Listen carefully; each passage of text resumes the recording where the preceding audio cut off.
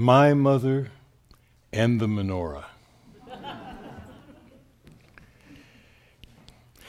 Before my parents could get married, they had to make an agreement. But before they could make the agreement, my mother had to decide if she liked my father at all. They met on a joke. My mother, aged 23 in 1940, had just broken off an engagement with a man named Paul. And her best friend thought it'd be really funny to fix her up with another man named Paul. And she knew my father, whose name was Paul. My mother enjoyed the joke, but not the date. But my father asked her out for another date. She said no. But he persisted. He kept calling, and finally they had another date. He asked her for a third date. She said no. But he persisted. Persist, date, no. Persist, date, no. This went on for months. At last, he proposed marriage.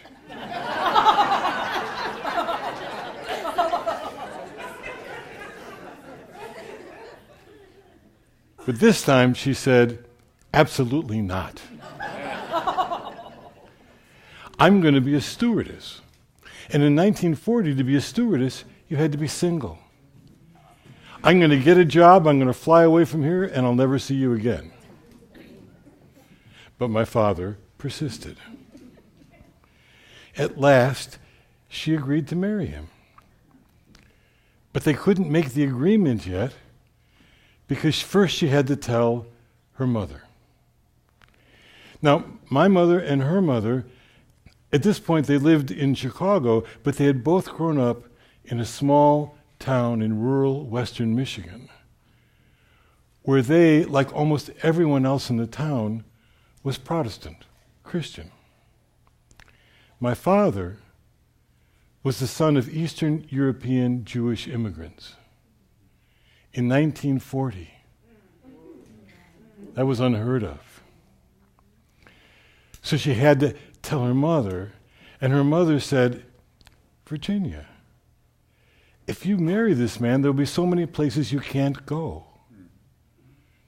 And my mother knew what she meant. She'd seen in front of hotels, restaurants, country clubs, restricted.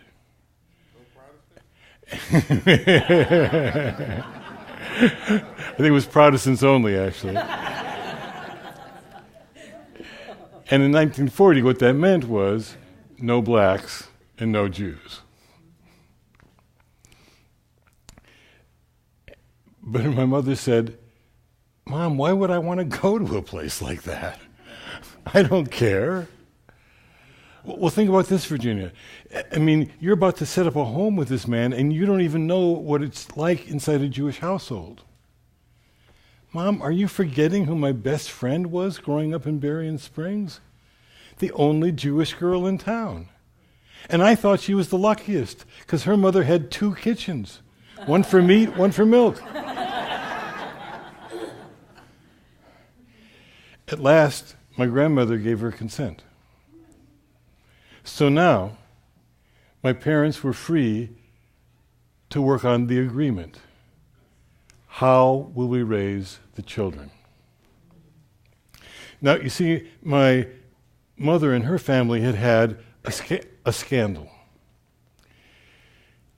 When my mother was still an infant, one day, my grandmother heard someone at the door. It was her mother-in-law who said, I'm so sorry to tell you this, but my son, your husband, is seeing other women. You have to divorce him. She did. The first time her family went to church after she had become a divorced woman, people just stared at them. The next week, they just stared at them. After a while, they tried another church where they just stared at them. So in the end, they only went to church once a year when they could get lost in the crowds on Easter Sunday. So there was no expectation of weekly church attendance on that side to complicate the agreement. Now, my father's father, Sam, in about 1900, came over from Eastern Europe for two reasons. Number one, to save his life from violent anti-Semitism. And the other, for religious freedom. In his case, that meant the freedom to not be religious and not to be ostracized by other Jews for it. Well, he found his way to New York to a Jewish boarding house. And the woman who ran it was herself an observant Jew. And she was always trying to fix Sam up with young observant Jewish women. And he finally told her, I don't really want to know anyone that you would introduce me to. But a few weeks later, she came to him and she said, Sam, I found the perfect woman for you. He said, I don't want to meet her. 2 weeks after that, one day he was sitting down for dinner at the long table with all the people in the boarding house, and next to him, the owner of the boarding house seated a young woman he'd never seen before. Sam, this is Minnie. Minnie, this is Sam. You're going to love each other. Sam was furious. He turned his back on Minnie and began to talk to the person on his other side. In the course of the dinner, he heard from across the table one woman say to another, your baby has such a beautiful face. And the mother of the baby said, Menorah. Now, Menorah is the Jewish expression you say to avert the evil eye. And in many traditional cultures, the evil eye is a personification of the destructive forces of jealousy that could be attracted to someone who's been praised. Well, after Sam heard Menorah across the table, he heard in a low voice behind him, Narrigkeit. Narrigkeit. That's the Yiddish word for foolishness. This Minnie must be a secular woman. Maybe she's worth talking to. He soon discovered she was worth marrying. So there was no Jewish observance in that family to constrain the agreement. At last, my parents agreed. We will expose our children to the best of both religions and allow them to choose for themselves. When I first heard about this, when I was 6 or 7, I loved it. Other people just had to be whatever their parents were. I could choose for myself. To understand how this agreement played out in our family, you have to understand how our house was laid out. The front wall, from the inside, you're facing, in the center is the door. And there are 2 picture windows. We were so proud to be moving into a house with 2 picture windows. And the picture window on this side looked in on the living room. Behind the living room was 2 bedrooms. One for my grandmother. She had a job and a car, and because she was there, we could afford the house. And the other bedroom was for my brother and me and our father and mother. But this house, this half of the house, already was bigger than the apartment we'd had in Chicago. And on the other side, the other picture window looked in on a little dining room, behind that a kitchen, behind that the back door to the yard and the garage. So the best of both religions turned out didn't involve very much in the way of worship attendance. But it did involve Christmas. My mother grew up loving Christmas. My brother and I, like most children who have a shot at it, loved Christmas. And my father loved anything that made the 3 of us so happy. Now, my father did not bring to the family any traditions at all about opening presents. But my mother's family had very specific traditions about Christmas presents. First, they opened presents on Christmas Eve. Second of all, the family sat in a circle. And one by one, they were given presents from around the tree, one person at a time. That one person had to read whatever was said written on the package aloud, open the package, show it to everyone, thank the person who gave it to them, and then it went on to the next person. My father was not experienced with Christmas, but he immediately understood that this was an act of drama. And that it could be improved in such a way as to increase its dramatic impact. So every year, my mother would ask him for one big thing, and maybe the big thing was a set of pots and pans. So my father would not wrap up a big box of pots and pans and put it under the tree. Where's the drama in that? Instead, he'd make sure that at a certain point, when the opening had gone a little way but not too far, that my mother was to open that box, which turned out to have in it a saucepan. And a little later, that flat one with the frying pan. And one by one, all the parts of the pots and pan set would be opened larger and larger to the ultimate climax of the stew pot. Whatever my mother asked for, the one thing that she asked for, my father would always get her. All these presents, we had a lot of presents in the tree. The tree was always in the living room window. And there were a lot of presents. We didn't have a lot of money for presents, but we had a lot of presents. And when all the presents were opened, sometimes the one thing my mother had asked for wasn't there. My father would say, maybe, "I'm sorry, Ginny. You know how tight money was this year." And my mother would try not to look disappointed.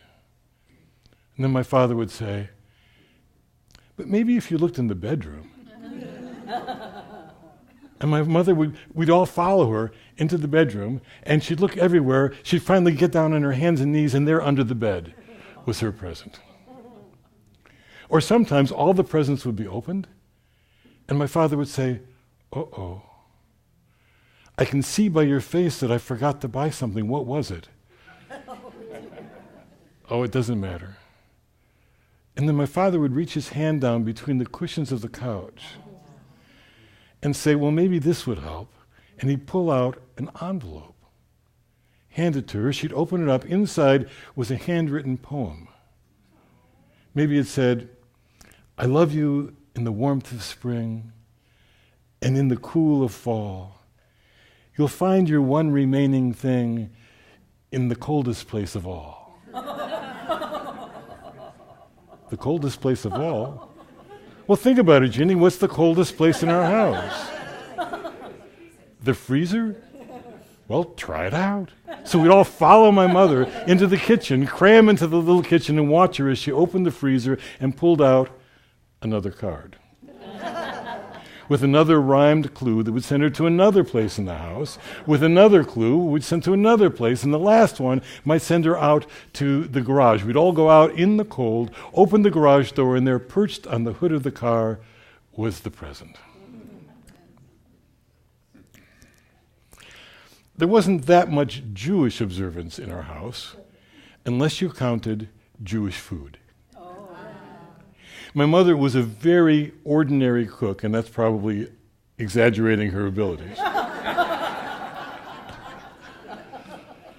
Except for the things she'd learned to make from Minnie, my father's mother. In the time between when my father came home from World War II and the time I was born, my mother spent several days in Sam and Minnie's Chicago apartment, long whole days, learning to make my dad's favorite childhood foods from Minnie. And so, for example, in my childhood, in the cold weather, there was always a smell of fruit and cinnamon. Because on the cold weather, in a pan simmering on the stove was always some chopped up apples, maybe some dried apricots, maybe raisins, cinnamon, and maybe some other spices. And so to this day, when I smell fruit and cinnamon, I smell my childhood. And I smell my father's childhood. So in that way, the dining room and the kitchen, the food parts of the house, sort of were the Jewish parts of the house. Oh. And the living room where the Christmas tree was, that whole side was the Christian part of the house. And once a year, the tension between those two sides of the house played itself out. Once a year, my mother and my grandmother would get up really early, they'd clean themselves up, they'd do their hair, they'd put on their best dresses, and then they'd do the same thing to my brother and me. They'd wash us to within an inch of our life, they'd put us in our one good shirt, our one good pair of pants, our one pair of shoes, then they'd take us down into the living room, and they'd make sure that everything was okay, and then they'd put us into the one blazer we each had and tie us into the one tie we each had that we only wore on Easter Sunday. And when we'd been sufficiently tugged and tucked and clucked at and told to stop fidgeting, that we passed inspection, then the four of us would leave the living room in a line, pass in front of the front door, and pass through the dining room on our way out to the back, the car, and church. In the dining room, we would pass my father, sitting at the kitchen table in his favorite casual attire, a shirt unbuttoned, and his boxer undershorts. And as we walked by him in a line, he would always smile at us. The year I was 11, as we marched by him, I noticed that that smile was a frozen smile. And for the first time it occurred to me that keeping the agreement might not always be easy. Now, my mother had learned to make those specific foods, Jewish foods for my father, and she changed them a little bit to make them more palatable to her Protestant taste buds. But she never really overcame the idea that Jewish food was something completely and utterly alien. And this came to a head whenever we'd visit one of my father's relatives and stay for dinner. My mother would be gracious, she'd smile, she'd taste some of all the foods, she'd compliment the cook, then we'd leave, go to the car, my father would turn the key in the ignition, the car would start, and so would my mother.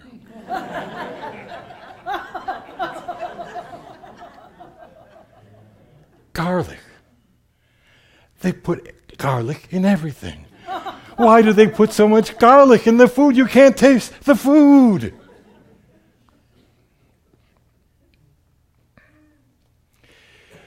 When I was in junior high school, we had enough money that my mother could afford to go every December to the drugstore and buy more holiday decorations.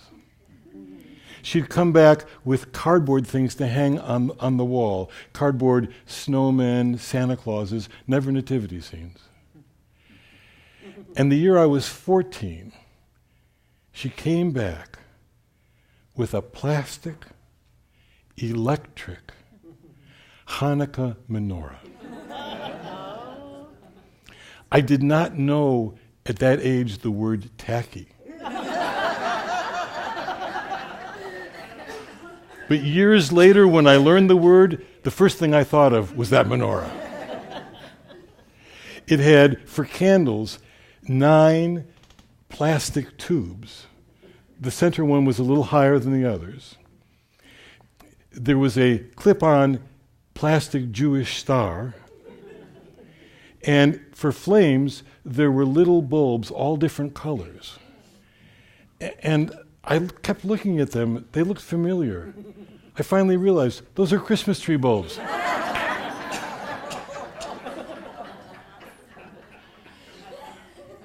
She put the menorah in the Jewish picture window.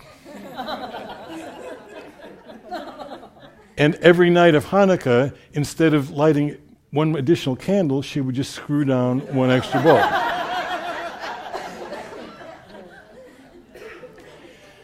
Well, one day when I was 14, I must have had one of those spells of adolescent feeling of invulnerability.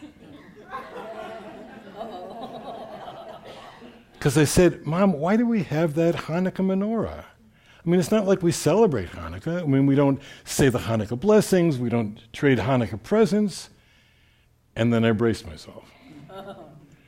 Because questioning my mother's behavior was to invite, at the least, a tongue lashing. But she just grew thoughtful. She said, I just think there should be a Christmas tree in one window and a Hanukkah menorah in the other. And at the age of 14, I felt scorn for her. I mean, I was the one who cared about the meaning of the holiday and the practices of them, and all she cared about was another chance to decorate.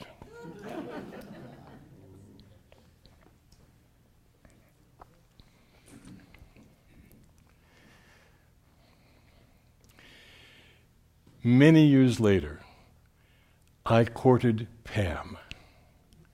She was from Atlanta, Georgia, but like my mother, her family had had a scandal. When she was 5 years old, her parents divorced.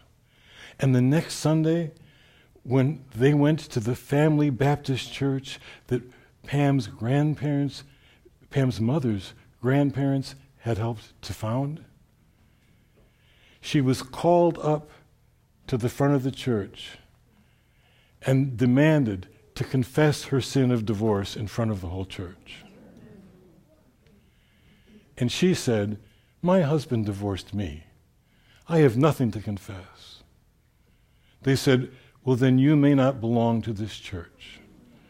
And so she took the hand of her 5-year-old daughter, Pam. The two of them walked down the aisle, out the back door, and Pam's mother never set foot in a church again until 2 decades later, when Pam herself first preached in one. And like my mother, Pam's best friend in Atlanta was Jewish. Well, when Pam and I were ready to marry, I had to move to Oklahoma because she was in seminary there studying to be a minister. And the only people that I knew in Oklahoma were the people from her seminary. The only people who came to our house were Christians. And one time, she flew back to Atlanta without me for a few days to visit her friend Judy, the Jewish one, who was still her best friend. And she came back with a package for me. She said, Judy helped me pick this out. I opened it up, and inside was a mezuzah. Now, if you don't know, a mezuzah is a Jewish religious object. It's usually a tube or maybe a long, thin box. And inside is a scroll with certain verses of the Torah on it. These are the verses in which God tells the people what God expects from the people and what God will do in return. It's the covenant. It's kind of an agreement. And at the end of these verses, it says, put these on your doorposts. So observant Jews have this mezuzah, it has the verses, and they put it on their doorpost.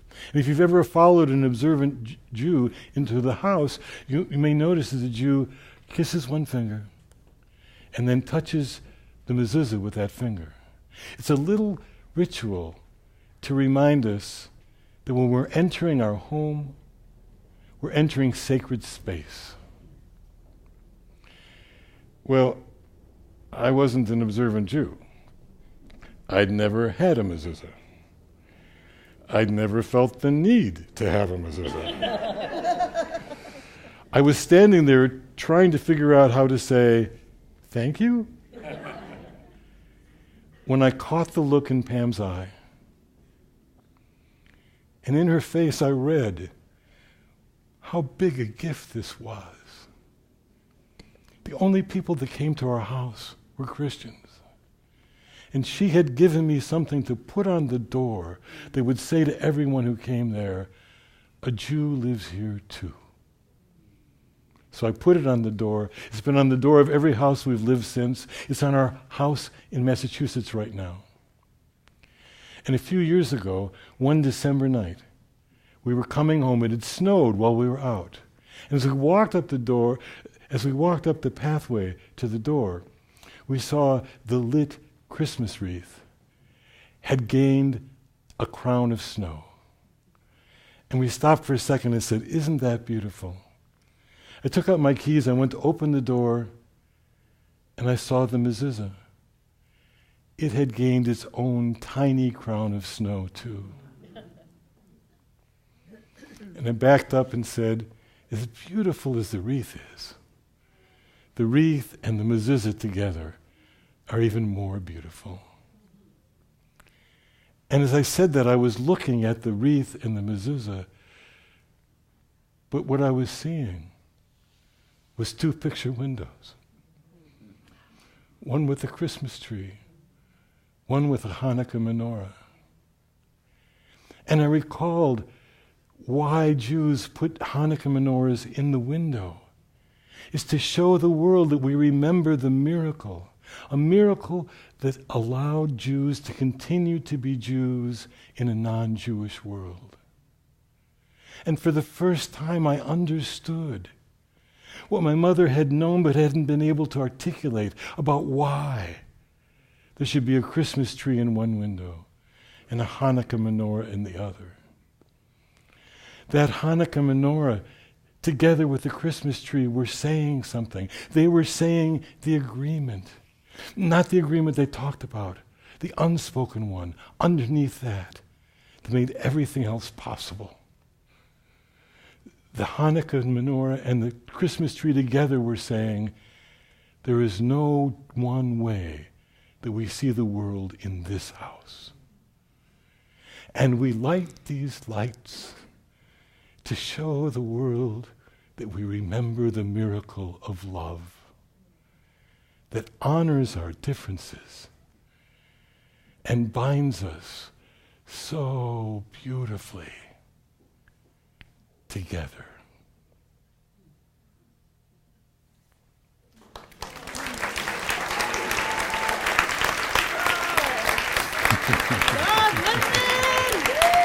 LIpman!